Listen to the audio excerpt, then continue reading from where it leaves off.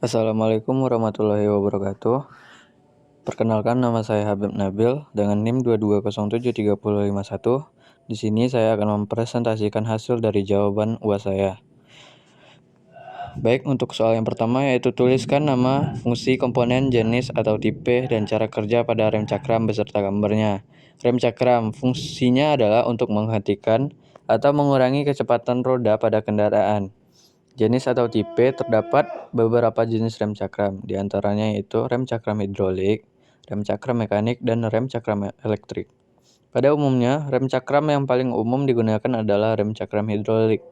Cara kerja rem cakram yaitu rem cakram bekerja dengan prinsip menghasilkan gaya gesekan antara kampas rem dan cakram, sehingga mengurangi kecepatan roda kendaraan.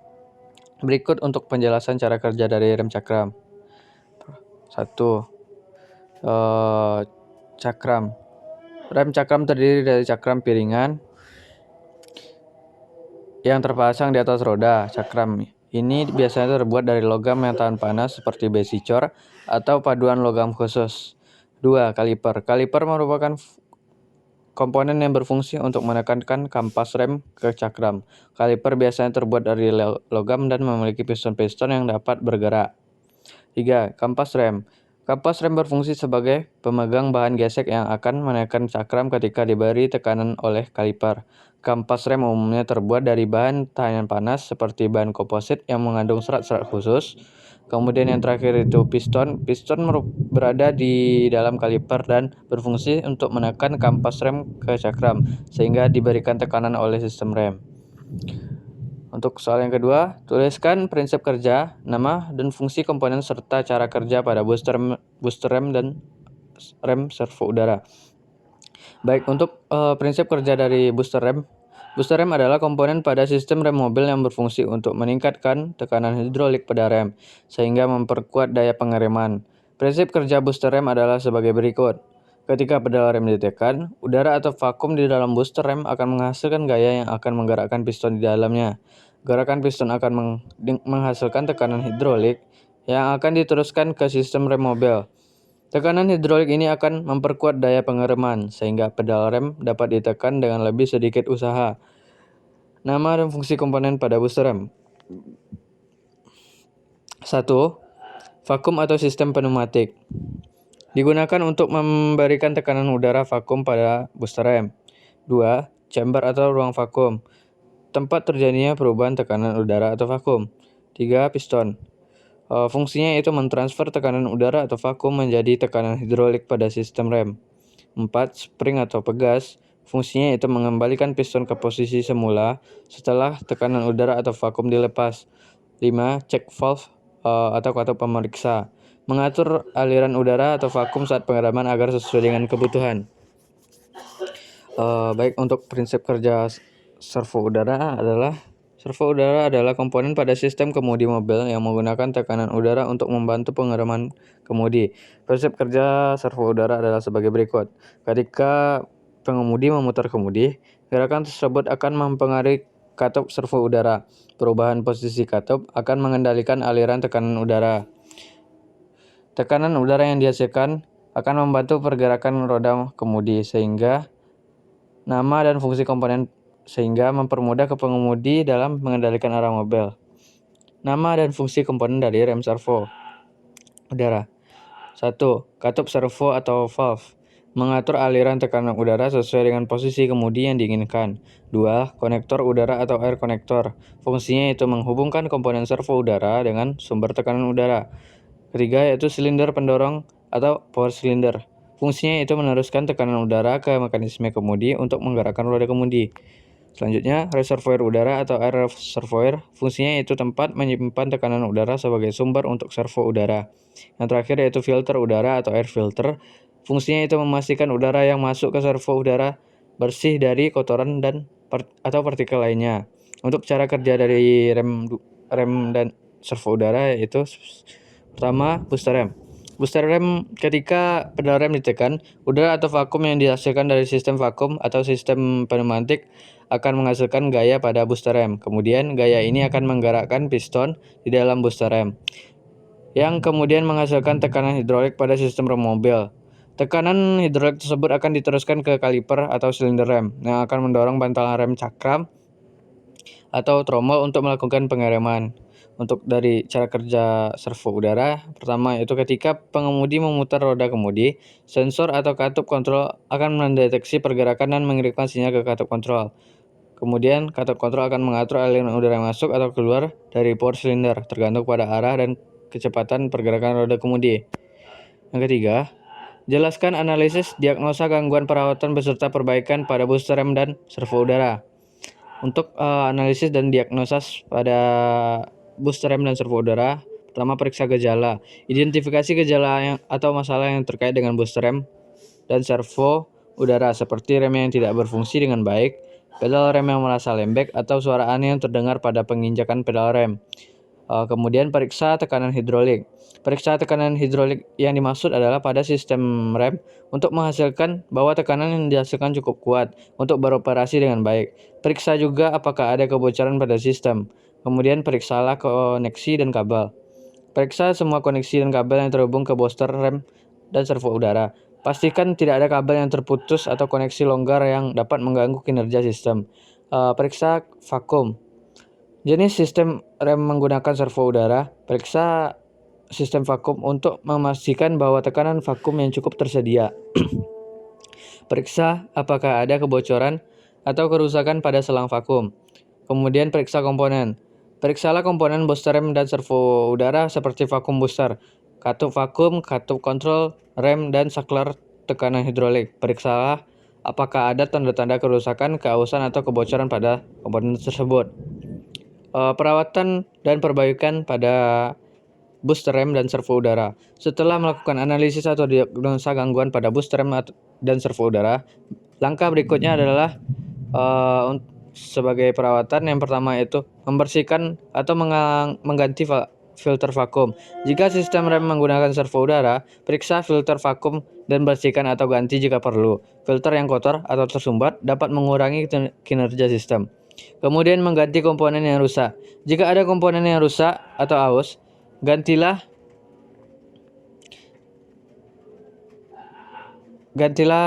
komponen dengan yang baru. Pastikan komponen pengganti sesuai dengan spesifikasi pabrik yang dipasang dengan benar. Selanjutnya, memperbaiki kebocoran.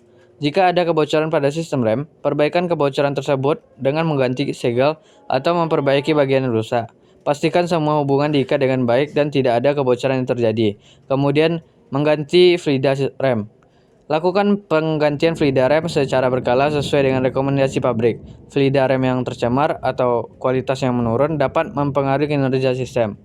Kemudian mengatur ulang atau mengganti saklar tekanan hidrolik. Jika saklar tekanan hidrolik tidak berfungsi dengan baik, lakukan pengaturan ulang atau penyetelan ulang, atau bisa juga dengan diganti dengan yang baru. Kemudian lakukanlah pengujian atau uji coba. Setelah melakukan perawatan atau perbaikan, lakukan uji coba dan pengujian pada sistem rem untuk memastikan bahwa kinerja telah pulih atau memenuhi standar keselamatan. Kemudian soal yang keempat, tuliskan nama dan fungsi komponen, jenis, tipe pada sistem suspensi beserta gambarnya. Berikut ini adalah beberapa nama fungsi komponen yang umum ditemukan pada sistem suspensi. Yang pertama itu pegas atau spring. Pegas digunakan untuk menahan dan mengabsorpsi kejutan atau getaran yang dihasilkan oleh jalan tidak rata. Pegas membantu menjaga kontak roda dengan permukaan jalan. Shock absorber. Shock absorber atau disebut juga peredam kejut berfungsi untuk mengontrol pergerakan pegas dan mengurangi getaran yang disebabkan oleh ketidakrataan jalan. Shock absorber membantu menjaga stabilitas kendaraan dan kenyamanan berkendara. Kemudian stabilizer bar atau anti-roll bar. Stabilizer bar digunakan untuk mengurangi kecenderungan kendaraan untuk miring atau roll pada saat berbelok. Fungsinya adalah untuk meningkatkan stabilitas dan pengendalian kendaraan. Kemudian lower control arm atau lengan kontrol bawah. Lower control arm adalah komponen yang menghubungkan suspensi dengan kerangka kendaraan. Fungsinya adalah untuk mendukung beban kendaraan dan memungkinkan pergerakan suspensi secara vertikal. Upper control arm atau lengan kontrol atas. Upper control arm juga berfungsi menghubungkan suspensi dengan kerangka kendaraan, tetapi letaknya di atas lower control arm. Upper control arm membantu menjaga geometri suspensi dan mengontrol pergerakan vertikal roda. Kemudian yaitu ball joint. Ball joint adalah sendi yang menghubungkan control arm dengan roda. Fungsinya adalah untuk memungkinkan pergerakan roda saat kendaraan berbelok atau melewati ketidakratan jalan. Selanjutnya yaitu bushing. Bushing adalah bantalan elastis yang digunakan sebagai sambungan suspensi. Fungsinya adalah untuk menyerap getaran dan suara serta memberikan fleksibilitas pada suspensi. Kemudian strut. Strut adalah komponen gabungan atau pegas dan shock absorber strut yang digunakan pada suspensi depan bagian kendaraan untuk menggantikan peran pegas dan shock absorber secara terpisah. Berikut adalah contoh gambar dari tipe suspensi. Ada rigid axle, suspensi with suspension stringle and torsion bars. Kemudian yaitu MacPherson suspension. Kemudian ada suspension with super mesh post, triangle and coil spring. Selanjutnya yang kelima, jelaskan analisis atau diagnosa gangguan perawatan beserta perbaikan pada sistem suspensi. Analisis gangguan yang terjadi pada sistem suspensi. Pertama yaitu identifikasi gejala. Dengarkan dengan teliti suara-suara aneh atau getaran yang terjadi saat mobil bergerak atau saat melintasi rintangan. Periksa visual. Periksa kondisi fisik suspensi secara visual seperti retakan pada perk, kebocoran atau kerusakan pada komponen-komponen suspensi. Kemudian lakukan uji jalan. Uji mobil di jalan yang berlubang atau tidak rata untuk mendeteksi gejala-gejala yang memungkinkan menuju masalah pada suspensi. Diagnosis masalah. Periksalah komponen individu atau visual. Periksa setiap komponen suspensi termasuk per bawah, per atas, per pegas, pengamat pergetaran, batang stabilizer, ball joint, bantalan, dan tanda-tanda keausan, kerusakan atau kegagalan. Untuk tes performa, lakukan tes performa pada suspensi seperti mengukur tinggi kendaraan, memeriksa peredam getaran, dan menguji keseimbangan kendaraan saat bermanuver. Untuk perawatan suspensi yaitu pengecekan rutin. Periksalah suspensi secara berkala untuk memastikan tidak ada kerusakan atau keausan yang signifikan. Periksa juga tingkat oli pada peredam kejut dan diganti jika diperlukan. Kemudian pelumasan. Pastikan semua titik pelumasan pada suspensi dilepas dan diolesi dengan pelumasan yang sesuai. Untuk perbaikan suspensi, gantilah komponen yang rusak. Jika ada komponen suspensi yang rusak, gantilah dengan yang baru atau dengan sesuai spesifikasi standar dari pabrik. Kemudian perbaiki peredam kejut. Jika peredam kejut mengalami kebocoran atau kegagalan, perbaiki atau gantilah sesuai kebutuhan. Periksa dan perbaiki poros sendi. Poros sendi dan sendi bola untuk kerusakan atau keausan, dan diperbaikilah atau gantilah jika ingin diperlukan.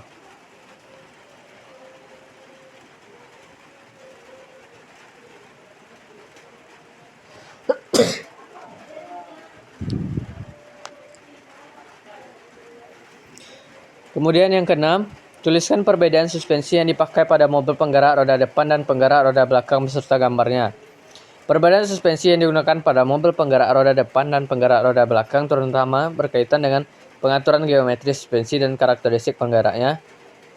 Berikut adalah beberapa perbedaan utama antara keduanya. Pengaturan geometri suspensi. Untuk mobil penggerak roda depan, pada mobil penggerak roda depan, suspensinya umum menggunakan konfigurasi MacPherson strut di bagian depan. MacPherson strut terdiri dari peredam kejut dan pegas yang terpasang secara vertikal di samping seperti roda depan. Di bagian belakang, suspensi bisa menggunakan berbagai jenis konfigurasi seperti trailing arm atau torsion beam, tergantung pada desain mobil baru. Untuk mobil penggerak roda belakang, pada mobil penggerak roda belakang, suspensi depan sering kali menggunakan konfigurasi double wishbone atau multilink. Suspensi belakang pada mobil penggerak roda belakang juga dapat menggunakan konfigurasi double wishbone atau multilink yang memungkinkan kontrol yang lebih baik terhadap geometri suspensi dan kinerja pengendalian.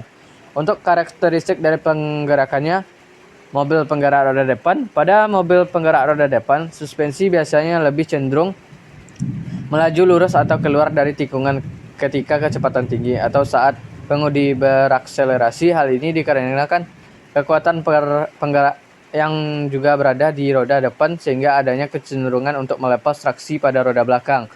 Kemudian mobil penggerak roda belakang.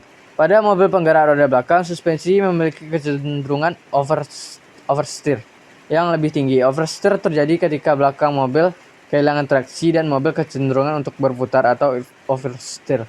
Hal ini karena kekuatan penggerak berada pada roda belakang yang memungkinkan roda belakang untuk kehilangan traksi saat berakselerasi atau saat berkemudi memasuki tikungan dengan kecepatan tinggi. Berikut adalah contoh gambar dari komponen sistem suspensi belakang dan suspensi depan. Kemudian yang ketujuh, tuliskan nama dan fungsi komponen, jenis, tipe atau tipe beserta cara membaca kode pada roda. Nama dan fungsi komponen pada roda antara lain: ban berfungsi sebagai penghubung antara kendaraan dan jalan raya serta memberikan daya cengkraman pada permukaan jalan. Velg berfungsi sebagai tempat pemasangan ban dan menopang barat kendaraan. PCD atau pitch circle diameter, diameter lingkaran yang melalui pusat lubang roda yang digunakan untuk menentukan ukuran dan jenis velg yang sesuai dengan kendaraan. ET, end principle, jarak antara pusat velg dengan bagian dalam tipe velg. ET juga menentukan jarak bagian luar velg dengan bagian dalam kendaraan. Kemudian centerboard diameter, lubang tengah pada velg yang digunakan untuk menentukan kecocokan velg dengan hub roda. Kemudian stud atau pin, baut atau pin yang digunakan untuk mengikat velg ke hub roda. Jenis tipe roda antara lain: steel wheel, roda baja biasa dengan kontribusi sederhana yang biasa dipakai pada kendaraan murah dan truk. Alloy wheel, roda dengan campuran logam ringan atau aluminium, magnesium atau titanium yang memberikan penampilan yang lebih baik dan menurunkan berat kendaraan. Kemudian chrome wheel, roda alloy yang dilapisi dengan chrome untuk memberikan tampilan yang lebih elegan. Forged wheel, roda yang dibuat dengan metode forging atau pengecoran dengan tekanan tinggi yang membuatnya lebih kuat dan ringan daripada roda lainnya. Untuk cara pembacaan kode roda,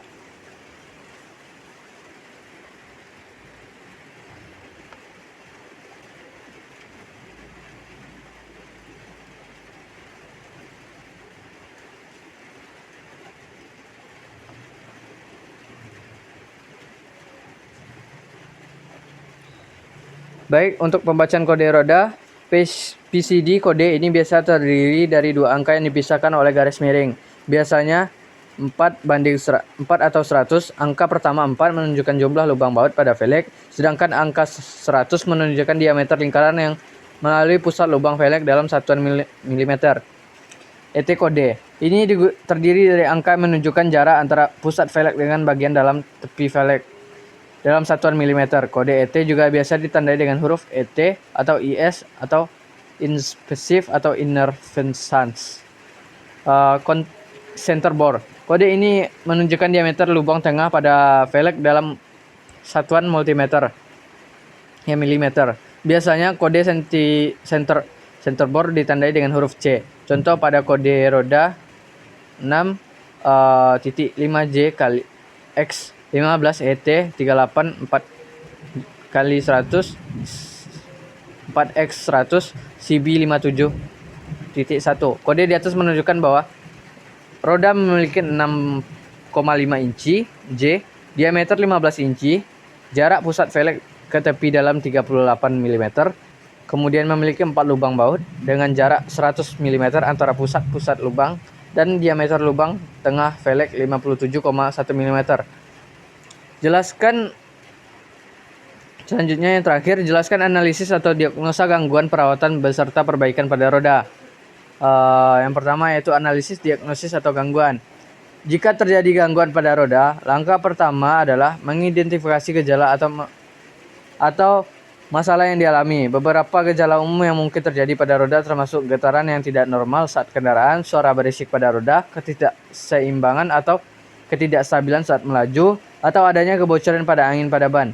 Periksa kondisi fisik roda secara visual. Periksalah apakah ada kerusakan pada velg seperti goresan, retakan, dan deformasi. Periksa juga kondisi ban untuk memastikan tidak ada keausan yang berlebihan, sobekan, atau benda asing yang terjebak di dalamnya. Kemudian jika ada kecurigaan terhadap masalah pada roda, lakukan pemeriksaan lebih lanjut dengan memutar roda secara manual. Periksa keseimbangan roda dan periksa keberadaan benda asing yang di sekitar roda. Kemudian untuk perawatannya, perawatan rutin pada roda adalah penting untuk menjaga kinerja dan mencegah masalah yang lebih serius. Beberapa langkah perawatan yang dapat dilakukan meliputi memeriksa tekanan udara pada ban secara teratur dan mengisi ulang sesuai dengan rekomendasi pabrikan. Kemudian memeriksa kondisi fisik ban secara berkala untuk melihat adanya kausan yang tidak merata, sobekan dan benda asing yang tertanam. Kemudian bersihkan velg secara teratur untuk menghilangkan kotoran dan kerak yang dapat merusaknya. Kemudian memeriksa dan menyesuaikan keseimbangan roda secara teratur untuk mencegah getaran yang tidak normal saat berkendara.